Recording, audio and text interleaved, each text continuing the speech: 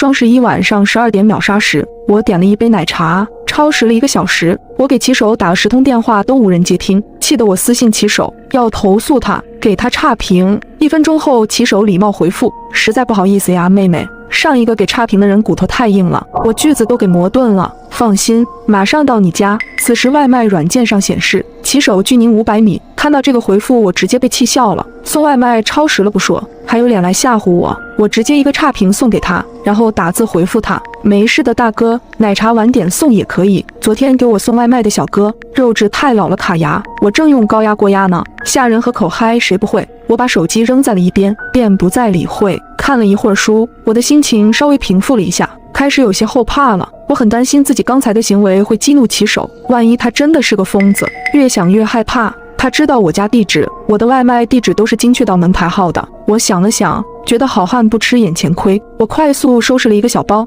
蹑手蹑脚地打开了门，去了对面的603。这间房是我准备毕业后用来干直播的，比较清静，户型小。我没有告诉过任何人。过道里漆黑一片，我放轻了步子，竭力控制自己不惊动过道的声控灯。突然5楼有人咳嗽了1-2声，接着是重重的脚步声，有人上来了，我的心狂跳起来。我赶忙跑到了603，关上了门。是那个骑手来了吗？我悄悄地转过了身子，把眼睛贴在了猫眼上。一个穿着明黄色衣服的小伙提着一杯奶茶，他神色如常，没有丝毫愤怒的样子。他看了眼楼道的号码过后，就急匆匆地上楼了。我松了口气，原来不是给我送奶茶的骑手呀，真是自己吓自己。我擦了擦额头的汗，准备在沙发上将就一晚，明天再想办法。手机铃声突然响了起来，这突兀的一声响，在黑夜显得格外可怕。我被吓得一个机灵，连忙把电话挂断了。是住在我楼上的学姐，比我大2届，她人很好，平时对我也很照顾。我刚想给她回个消息，告诉她自己已经睡了，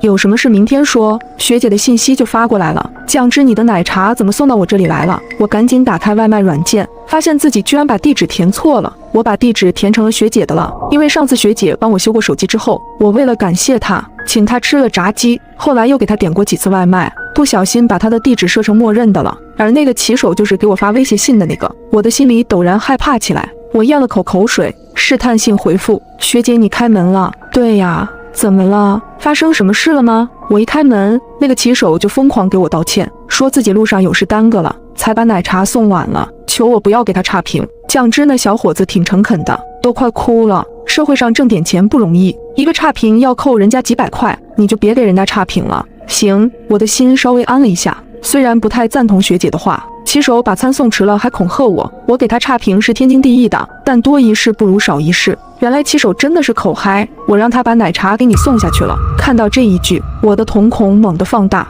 虽然确定了骑手是口嗨，但他说过的那些话总让我有些膈应。现在又这么晚了，我还是有点害怕。我刚想说不用了，把奶茶送给骑手了，门外就传来了震天响的敲门声。我把耳朵紧紧贴在了门上，是对面的门。我突然想起我表妹还在屋里睡觉，她今天来我这里玩，我居然把她给忘了。我连忙打字想提醒她不要开门，门就被砰的一声打开了。敲什么敲？大晚上的还让不让人睡了？表妹的嗓门很大，中气十足。对不起，真的对不起，我是来送外卖的，超时了这么久，真的太不好意思了。什么外卖？酱女士的奶茶。我姐的，算了，给我就行了，你往里面看什么看？别把地给我踩脏了。我心下一惊，表妹说话向来是口无遮拦的，我很讨厌她，但也担心她把这个脑子不太正常的骑手给惹怒了。要是她出了什么问题，我是要承担责任的。我直起了身子，从猫眼往外看，骑手背对着我，昏黄的灯光下，他的衣服脏兮兮的，有几块橙黄色的污渍，看着挺像血的。我刚要仔细看，骑手猛地扭过了头，猫眼里他的脸扭曲变形起来，连嘴角的弧度都诡异了几分，像是能隔着门直接看到门内的我。我被吓得差点惊叫出声，我赶紧捂住了自己的嘴，瘫坐在了门前。门外很久都没有说话声传来了，该不会表妹真的遇害了吧？我强迫自己镇定下来。送到了你就走吧。表妹的声音再次传来，砰的一声，门被用力地关上了，楼梯间又归于宁静。再次看向猫眼时，只能看到一片漆黑。那个骑手走了吗？我的心还是没有完全放下。表妹的消息弹出来了，姐，你到哪里去了？是不是一个人偷偷出去玩了？居然不带我，小心我把你的小秘密都告诉你爸妈。你先睡，明天带你玩。你点的那杯奶茶我喝了，喝吧喝吧。我烦躁地回复了句，这些事情把我弄得睡意全无。我把媒体音量调到了最低，坐在沙发上刷了会儿抖音。表妹1周前发的视频弹了出来，是感叹脆皮大学生的。她说自己喝换了牛乳的奶茶，把自己喝进了医院，说自己以后喝奶茶可要认真检查了。我表妹她乳糖不耐受，她平时很注意这个。我那杯奶茶是加了牛乳的，奶茶杯上也写了的，那她为什么还要喝？我心里有了不好的猜测，难道刚才和我聊天的人不是我表妹？我怀疑刚刚和我聊天的人不是我表妹，而是那个变态的骑手。表妹很可能已经遇害了。我正琢磨着，表妹的视频电话突然打来了，我犹豫了一下，还是接了起来。虽然有可能会看到一些恐怖的画面，但是接了视频就可以确定表妹的安全了。表妹的脸占据了整张屏幕，表情也很正常，她没遇害。表妹葡萄核大小的眼睛眯成了一条缝，显得诡异又恐怖。姐，你到底在哪儿呀？她的嘴开开合合。在朋友家，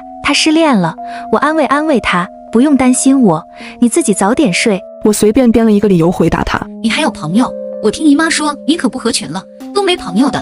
你寝室有个女生特别不喜欢你，还让你吃臭抹布，哈哈，你到底吃了没有？我面无表情地看着他，表妹这才换了个话题。那我今晚要一个人睡了吗？那可不行，我一个人害怕。表妹闹了起来，我皱起了眉，想着找个什么理由敷衍她才好。表妹的眼珠一转，直勾勾地盯着我身后。姐，你身后的那个草莓熊可真好看，能给我吗？什么草莓熊？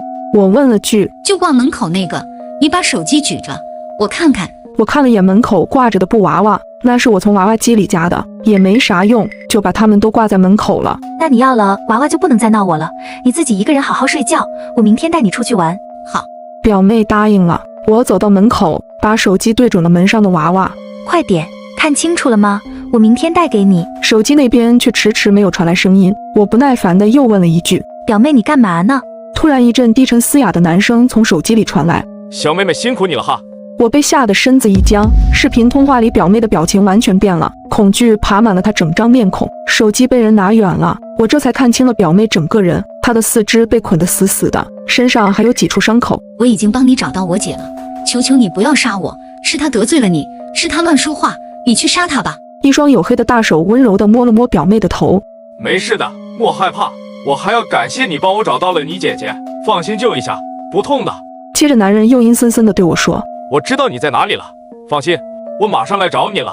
奶茶超时了这么久，真是不好意思啊。手机屏幕黑了下来，我冷汗直流。我看向了大门的方向，防盗门的内侧写着门牌号。我们这栋居民楼很老，门牌号不仅在门外有，门的内侧也有。我仔细回想了一下，表妹关门之后，我并没有听见骑手离开的脚步声，应该是从那时候开始，表妹就被骑手给控制了。他和我说了这么多，就是想骗出我的具体位置。骑手现在已经知道我在哪里了，他马上就要来了。他就是个疯子。我感觉浑身血液都凝滞了起来，我几乎无法呼吸。但我知道现在我必须保持冷静，只有冷静才能获得一线生机。我把门锁检查了几遍，只要我不开门，他就进不来。我安慰着自己，刚准备报警，楼上学姐的消息就发过来了：酱汁，你没事吧？那个骑手给我送餐的时候，手里拿着一个脏兮兮的手提袋，一直往外滴什么东西。当时楼梯道太黑了，我就没仔细看。我越想越奇怪，刚刚就打开了门去看了看，他给我拍了张照片，学姐家门口的棕垫上有一滩血迹，真的太吓人了。你可千万别开门，我已经报警了，咱们耐心等着警察来就好了。学姐发来了一张报警的截图。突然敲门声响了起来，杀人狂仅与我有一扇门之隔。开门，妹妹，我给你送奶茶来了，凉了就不好喝了哟，要给我个5星好评哟。骑手的声音疯狂又扭曲，像从地狱里爬出来的恶鬼。